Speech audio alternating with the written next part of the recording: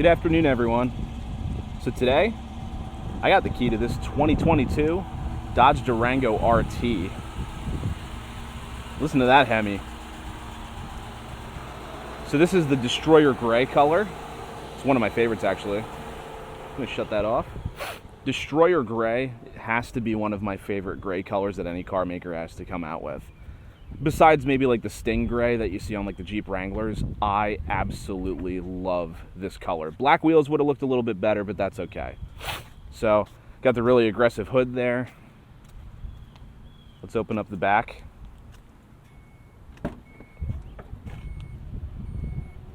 This is the RT Plus, and it's all-wheel drive.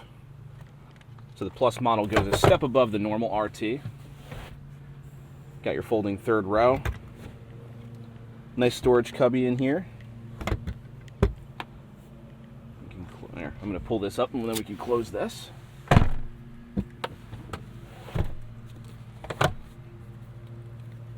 Okay.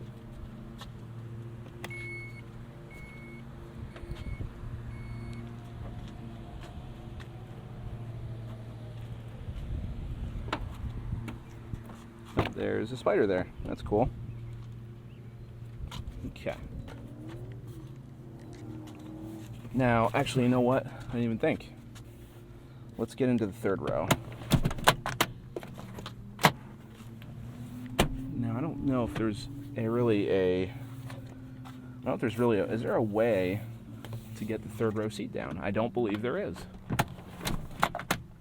Oh, you know what? Pull that. That's what it is. So it's manual. There's no like power button or anything. So you have to pull that red strap. Okay. So let's put that down. Then back up. Okay. It actually has a good bit of room back here. I mean, the headliner feels a little close, but you do in pretty much any third row vehicle. Seats are pretty comfy. Now this is an additional option. This actually opted for the suede headliner. That's really nice. Suede or Alcantara, however you want to say that. But yeah, that's really, really nice. So we're gonna go ahead and pull this. This way I can get out. All right, put that down. And then we'll sit in the second row. There's not really any way for it to go back and forth. It's pretty much fixed in place. Now this is really nice. I mean, you do have a sunroof there. These two seats are heated, and then you have your outlet and two USBs back here. You got vents. Then some vents up at the top here. You can control your own climate back here. Pretty cool. All right.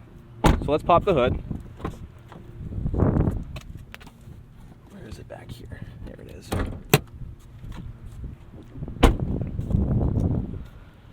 And this is probably one of the only power plants I've seen where people cannot stop ranting and raving about it. As soon as I can open it. There it is. So this is the 5.7 liter Hemi V8. This makes 360 horsepower, 390 pound-feet of torque. It is powered to an 8-speed automatic. And as you'd expect, fuel economy for a big V8 like this isn't the best. Highway economy is actually pretty good, but the city's about 14 miles a gallon. But on the highway is about 22 miles a gallon, so that's actually not too bad. All things considered with a big V8.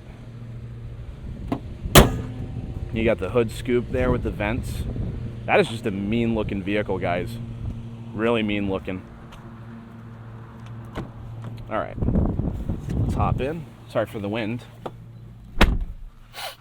Okay. Started right up. Oh, gotta turn that down a little bit. Yeah, you can see you got your heated seats, cooled seats, heated steering wheel. Put my belt on.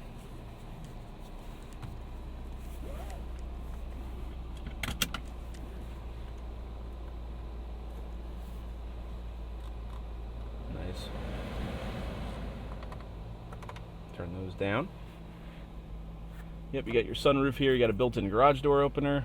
You can open that. You do have a manual shade. Like I said, I like natural light. Then you have your navigation built in.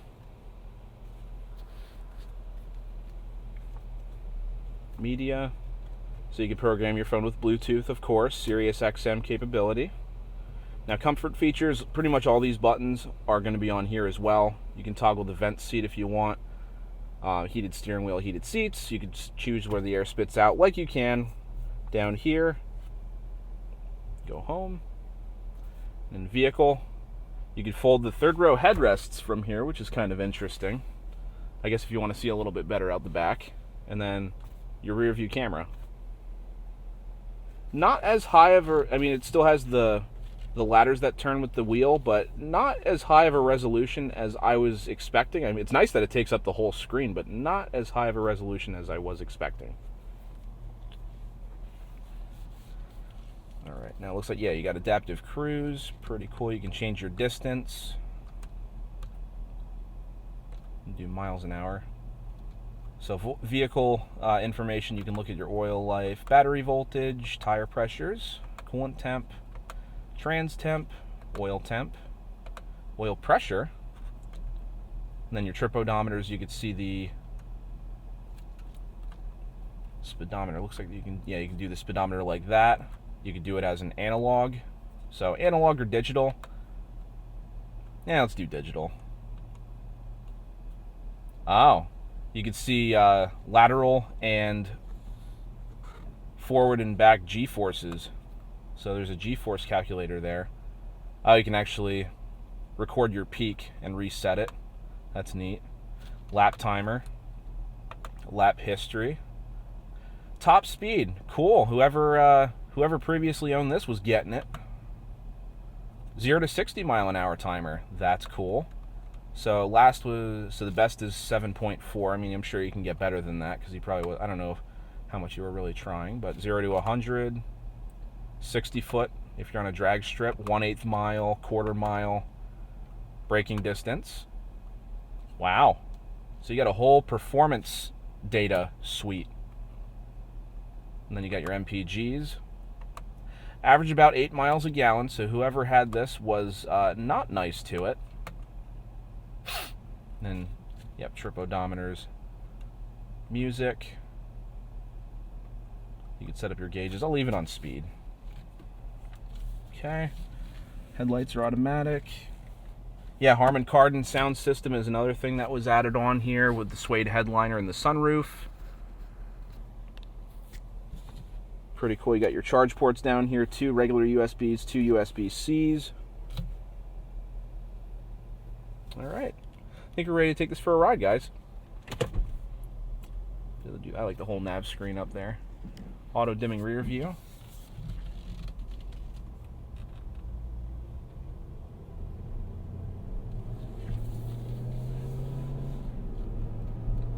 And does that Hemi sound good? I'm only going 10 miles an hour.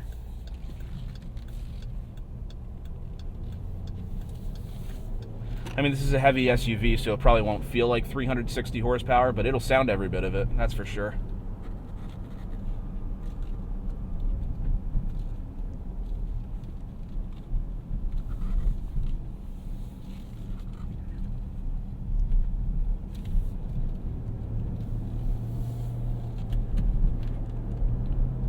Feels pretty good.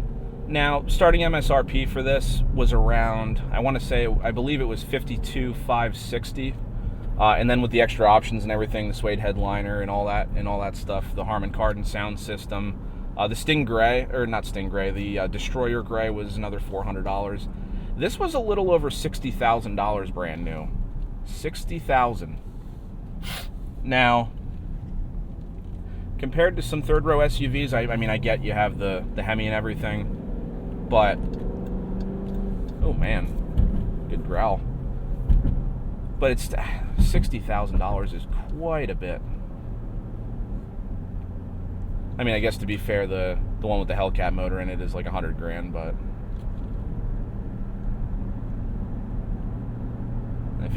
I haven't looked at pricing, but as far as I was aware, I mean, for not a terrible amount more than this, getting one with the 6.4 Hemi in it, the 392. I mean, if this is 60 and that's 70, I don't know where my head would be at. But so far, it drives nice. It drives very nice. Can't really see the aggressive hood from the front. If you look up a little bit, you can kind of see the vents, but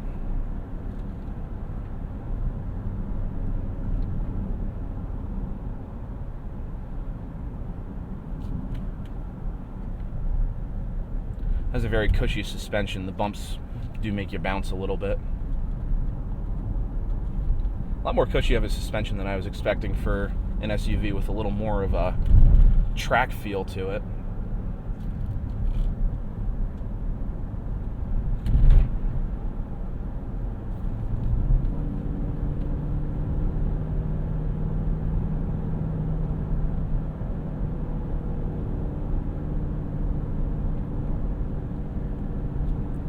Feels pretty good up the hill.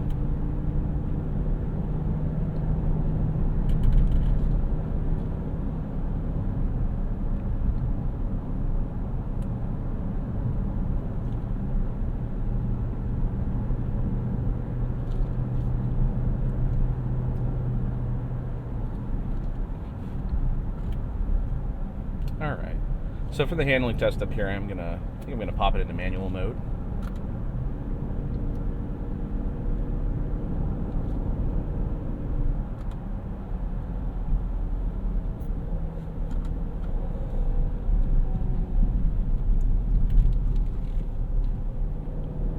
Feels pretty good for as big as it is.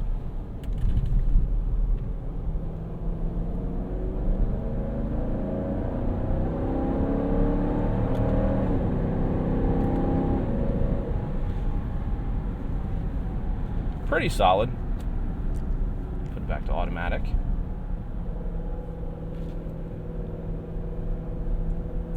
Definitely sounds like a big V8. Not as burly as I was anticipating. It has a real nice growl down low when you're giving it a little bit of throttle, but up at the top, not really as throaty as I was expecting.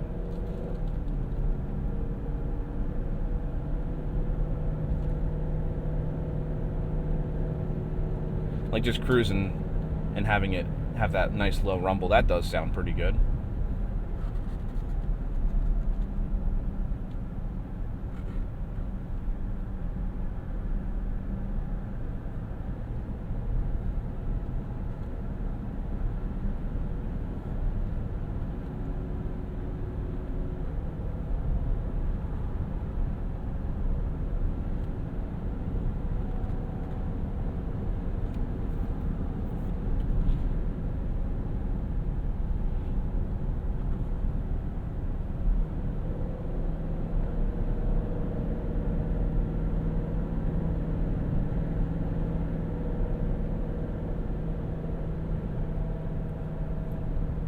Now, if you did want a bigger SUV with a V8 and has a quiet cabin, I can't necessarily say that this is the winner. You definitely hear the engine quite a bit. Now, some people like a lot of horsepower and want something a little more on the quiet side. You hear the engine. You definitely hear the engine bay in this cabin. I mean, it sounds good to me because I don't mind a little bit of noise. But for people that want a quiet vehicle that still gets up and goes, can't necessarily say I'd recommend this one, but I like it. That's kind of a personal preference, more to each their own type thing.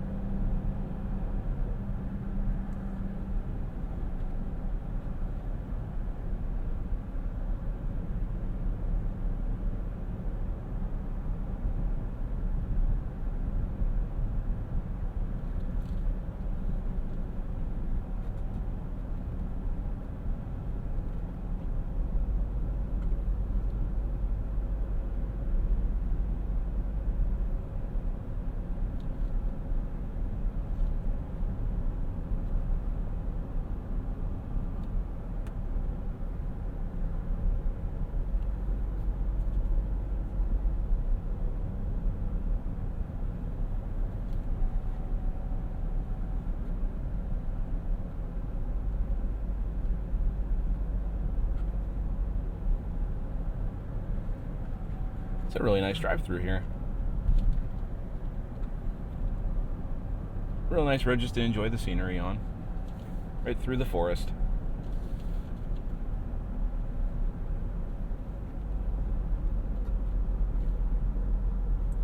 So far the thing handles pretty well. Oh, this guy's going pretty slow. But yeah, it handles pretty well. I know a lot of people, this is definitely a 50-50 toss-up for people, but I don't personally like really, really chunky steering wheels. I know some people do. Some people don't like them when they're really thin, but this feels pretty good for as chunky as it is. I just realized this thing has like 6,300 miles on it. Jeez.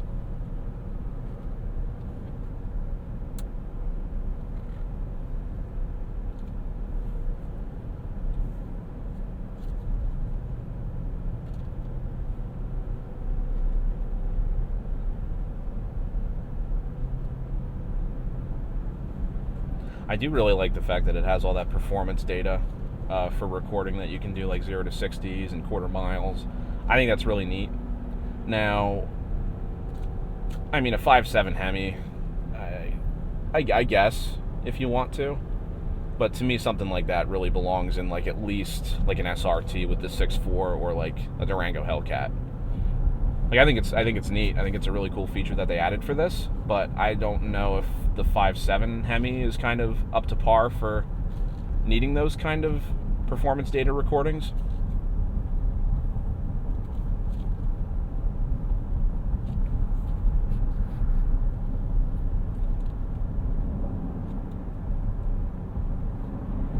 Maybe if it was in a vehicle that wasn't heavy, very, very heavy like this is.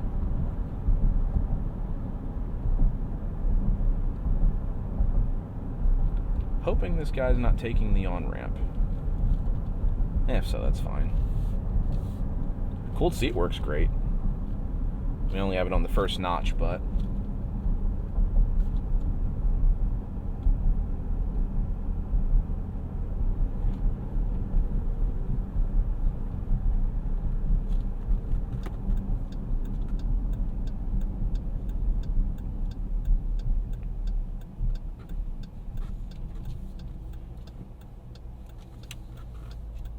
okay.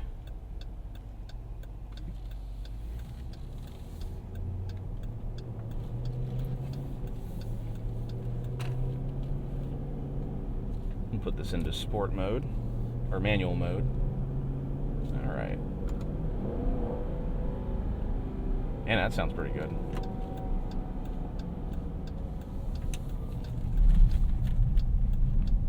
All right, here we go.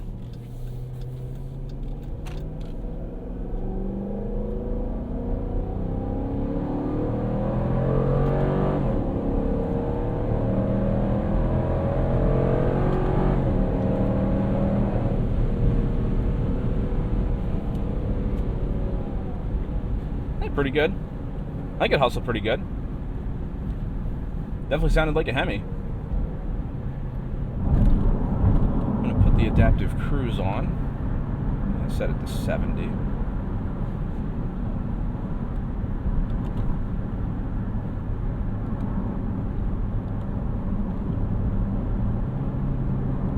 There we go.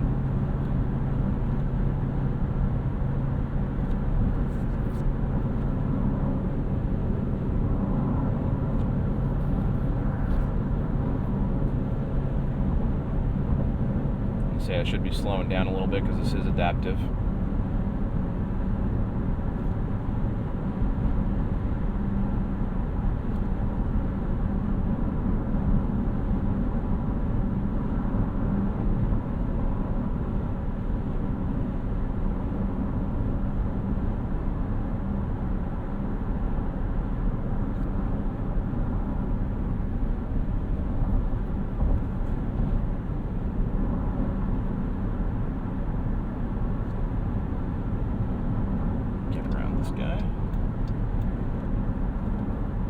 On the highway, it feels pretty good. Definitely rides comfortably. Leather isn't too bad. Leather is actually pretty comfortable. I've never been a huge leather fan because most leathers are pretty stiff, but This isn't too bad.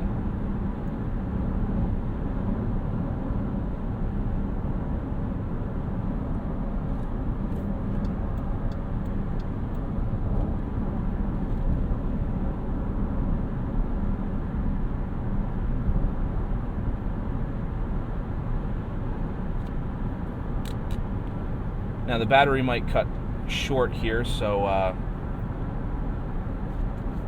hoping it doesn't, but